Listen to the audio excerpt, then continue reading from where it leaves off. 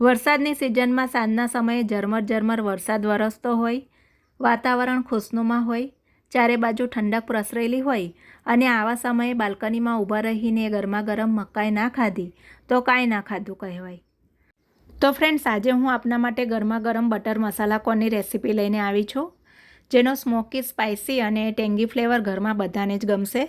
તો ફ્રેન્ડ્સ, તમને મારી આ બજારમાં મોંઘી મળતી સ્મોકી ફ્લેવરની બટર મસાલા મકાઈ ઘરે ખૂબ જ સસ્તી કિંમતે બનાવવાની રેસીપી ગમે તો રેસીપીને એક લાઇક આપીને વિડીયોને વધુમાં વધુ શેર કરજો. અને જો તમે મારી ચેનલ ઉપર નવા હો તો ચેનલને પણ સબસ્ક્રાઈબ કરજો. બનાવવામાં ખૂબ જ સરળ અને સ્વાદમાં એકદમ લાજવાબ એવી સ્મોકી ફ્લેવરની ચટપટી બટર મસાલા મકાઈ બનાવવા માટે આપણને અમેરિકન મકાઈ જોઈશે. સ્વાદમાં ખૂબ જ મીઠી હોવાને લીધે મેં અમેરિકન મકાઈ પસંદ કરી છે. મકાઈ પસંદ કરતી વખતે આપણે એકદમ તાજી, કુંબળી અને દાણાથી ભરેલી હોય તેવી મકાઈ લેવાની છે. ફ્રેન્ડ્સ, અહીં હું તમને મકાઈ 4-5 દિવસ સુધી તાજી જ રહે તેના માટેની ટિપ્સ આપી રહી છું. આ મકાઈને મેં 3 દિવસ પહેલાં આ રીતે ન્યૂઝપેપરમાં લપેટી પ્લાસ્ટિકની બેગમાં ભરીને ફ્રીજમાં રાખી દીધી હતી અને 3 દિવસ બાદ આજે મેં આ મકાઈને બહાર કાઢી છે અને તેમ છતાં મકાઈ આજે જ માર્કેટમાંથી લાવ્યા હોય એટલી ફ્રેશ છે. તો ફ્રેન્ડ્સ, તમારે પણ મકાઈને 4-5 દિવસ સુધી તાજી રાખવી હોય તો મારી આ ટિપ્સને જરૂરથી ફોલો કરજો. ન્યૂઝપેપરમાંથી કાઢ્યા બાદ મેં મકાઈને સાફ કરી લીધી છે. આ રીતે તેના ઉપર ચોટેલી છાલ, રેસા કે આગળનો થોડો બોદો ભાગ હોય તો આપણે તેને કાઢી લઈને મકાઈને સાફ કરી લેવાની છે. તો અહીં મેં 3 મકાઈને સાફ કરી લીધી છે. સાફ કરી લીધા બાદ આપણે આ મકાઈને બાફવાની છે. તો હું મકાઈને બાફવા માટે કુકરનો ઉપયોગ કરી રહી છું, પણ તમારે મકાઈને તપેલી કે પેનમાં બાફવી હોય તો બાફી શકો છો. તો મકાઈને બાફવા માટે મેં તેને કુકરમાં રાખી દીધી છે. સાથે આપણે કુકરમાં મકાઈ અડધી ડૂબે તેટલું એટલે કે લગભગ 1 લીટર જેટલું પાણી ઉમેરીશું. મકાઈ ખાવામાં એકદમ સ્વાદિષ્ટ લાગે તેના માટે આપણે કુકરમાં 1 ટેબલસ્પૂન મીઠું અને અડધી ટેબલસ્પૂન હળદર ઉમેરીને બરાબર મિક્સ કરી લઈશું. હળદર મીઠું સારી રીતે મિક્સ થઈ જાય એટલે કુકરની 2 વિસલ કરી લઈશું. ત્યારબાદ ગેસ બંધ કરી કુકરને જાતે ઠંડુ પડવા દઈશું, જેથી મકાઈ સરસ બફાઈ જશે. તો મકાઈ બફાઈ રહી છે ત્યાં સુધી આપણે મકાઈ ઉપર લગાવવા માટેના 2 અલગ અલગ મસાલા બનાવી લઈએ. ફ્રેન્ડ્સ, જો આપને મારી આ બટર મસાલા સ્વીટ કોર્નની રેસીપી ગમે તો રેસીપીને લાઇક આપીને વધુમાં વધુ શેર કરજો, જેથી મને નવી રેસીપી બનાવવા માટેનું મોટિવેશન મળશે. તો પહેલા નંબરનો મસાલો બનાવવા માટે આપણે એક બાઉલમાં 1.5 ટેબલસ્પૂન મેલ્ટેડ બટર લઈશું. ફ્રેન્ડ્સ, મસાલામાં બટર લેવાનું કારણ આગળ હું તમને વિડીયોમાં બતાવીશ, એટલે બટરને સ્કીપ ના કરતા. 1 ટીસ્પૂન તીખું મરચું પાવડર લઈશું. જો તમારા બાળકો નાના હોય અને વધુ તીખું ન ખાઈ શકતા હોય તો તમારે ઓછું તીખું હોય તેવું મરચું પાવડર લેવું. 1/4 ટીસ્પૂન સંચળ પાવડર અને 1/4 ટીસ્પૂન મીઠું ઉમેરીશું.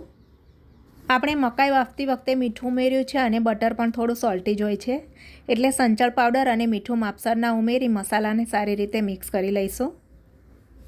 તો બટરવાળો મસાલો મિક્સ થઈ ગયો છે એટલે આ બાઉલને આપણે સાઈડ પર મૂકી બીજા નંબરનો મસાલો બનાવી લઈએ, જે પણ ખૂબ જ ઓછી સામગ્રીથી અને જલ્દી બની જશે.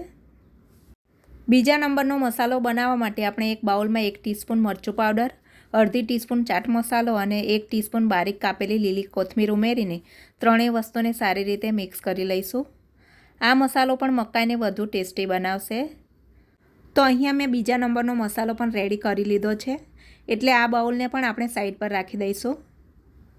તો હવે થોડીવાર બાદ કુકરની પણ 2 વિસલ થઈ ગઈ છે અને કુકર પણ ઠંડુ પડી ગયું છે અને મકાઈ પણ બફાઈ ગઈ છે, એટલે કુકર ખોલી મકાઈને બહાર કાઢી લઈએ.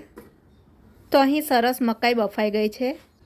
ફ્રેન્ડ્સ, આ રીતે બાફીને તો તમે આ મકાઈને ઘણી બધી વાર ખાધી જશે, પણ આજે આપણે આ મકાઈને લારી પર મળે તેવી સ્પાઇસી, ટેંગી અને સ્મોકી ફ્લેવરની બનાવીશું, જે મકાઈને ગરમા ગરમ ખાવાની ખૂબ જ મજા આવશે અને તેનાથી તમારું પેટ ધરાશે પણ મન નહીં ભરાય. તો અહીંયા મેં ગરમા ગરમ મકાઈને ડીશમાં કાઢી લીધી છે. હવે આ મકાઈ ગરમ હોય ત્યારે જ આપણે તેના ઉપર બટરવાળો મસાલો સ્પ્રેડ કરવાનો છે. તો ગરમ ગરમ મકાઈ આપણને હાથમાં પકડતા ફાવે અને આપણો હાથ દજાય નહીં, તેના માટે ગરમ મકાઈને રૂમાલથી પકડી મકાઈમાં આ રીતે ફોર્ક લગાવી દઈશું. પણ જો તમારી મકાઈ સરળતાથી પકડી શકાય તેવી હોય તો ફોર્ક લગાવવાની જરૂર નથી. ફોર્ક લાગી ગયા પછી આપણે મકાઈ ઉપર પહેલાંથી બનાવીને રાખેલો બટરવાળો મસાલો સારી રીતે સ્પ્રેડ કરીશું. આ મકાઈને આપણે હજુ રોસ્ટ કરવાની છે, એટલે મકાઈમાં સ્મોકી ફ્લેવર સારી રીતે બેસે તેના માટે મકાઈને બરાબર ફેરવીને બટરવાળો મસાલો લગાવીશું, જેથી મકાઈ સારી રીતે શેકાશે અને વધુ સારો સ્મોકી ફ્લેવર આવશે. તો અહીંયા મેં તળી મકાઈ ઉપર બટરવાળો મસાલો લગાવી દીધો છે, એટલે આપણે મકાઈને શેકી લઈશું. હું આ રોસ્ટરને ગેસ પર મૂકી તેના ઉપર મકાઈ શેકવાની છું, પરંતુ જો તમે ચૂલા ઉપર આ મકાઈને શેકી શકતા હો તો સારામાં સારું, કારણ કે લારીવાળા મકાઈને ચૂલા ઉપર જ શેકતા હોય છે અને તેનાથી જ મકાઈનો સ્મોકી ફ્લેવર ઇન્હેન્સ થતો હોય છે. અથવા તો તમે મકાઈને સીધી ગેસ પર મૂકીને શેકશો તો પણ ચાલશે. મકાઈને આપણે આ રીતે રોસ્ટર પર ગોઠવીને ફેરવતા જઈને મીડિયમ ફ્લેમ ઉપર શેકી લેવાની છે. આ મકાઈ પહેલાંથી જ બાફેલી છે, એટલે 3 કે 4 મિનિટમાં જ શેકાઈ જશે. તો અહીં મેં ત્રણેય મકાઈને ઉલટાવી પલટાવીને શેકી લીધી છે અને ડીશમાં રાખી દીધી છે. તો હવે આપણી મકાઈ બફાઈ પણ ગઈ અને શેકાઈ પણ ગઈ, પરંતુ આ મકાઈને હજુ આપણે ટેંગી અને વધુ સ્પાઇસી ફ્લેવર આપવાનો બાકી છે. તો ફ્રેન્ડ્સ, આપણી બટર મસાલા કોર્નને વધુ સ્વાદિષ્ટ બનાવવા માટે આપણે બીજા નંબરનો મસાલાવાળો બાઉલ લઈશું. સાથે અડધું કાપેલું લીંબુ લઈ લીંબુને મસાલામાં ડીપ કરી મકાઈ ઉપર રગડતા જઈને મસાલો લગાવી દઈશું. આમ કરવાથી આપણી મકાઈ તીખી, ચટપટી અને ખટમીઠા સ્વાદવાળી બની જશે. તો ત્રણેય મકાઈ ઉપર મસાલો અને લીંબુનો રસ લાગી ગયો છે અને મેં ઉપરથી મકાઈ ઉપર ઝીણી કાપેલી કોથમીર પણ સ્પ્રિંકલ કરી દીધી છે. તો ફ્રેન્ડ્સ, લારી પર મળે તેવી ચટપટી, તીખી અને સ્મોકી ફ્લેવરની બટર મસાલા કોર્ન રેડી છે. તમે પણ ઘરે આ રીતે ગરમા ગરમ સ્મોકી ફ્લેવરની બટર મસાલા કોર્ન બનાવીને ખાજો અને ઝરમર ઝરમર વરસાદનો આનંદ લેજો.